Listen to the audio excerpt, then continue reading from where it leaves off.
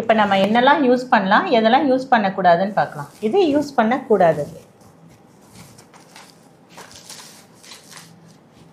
இது நிப்பிள், இதை யூஸ் பண்ணக்கூடாது. ஃபீடிங் பாட்டில் யூஸ் பண்ணக்கூடாது. 3 வகையான பால் யூஸ் பண்ணக்கூடாது. மாட்டுப்பால், ஆட்டுப்பால், கழுதைப்பாலை யூஸ் பண்ணக்கூடாது. எதெல்லாம் யூஸ் பண்ணலான்னு பார்க்கலாம். கண்டெய்னர்,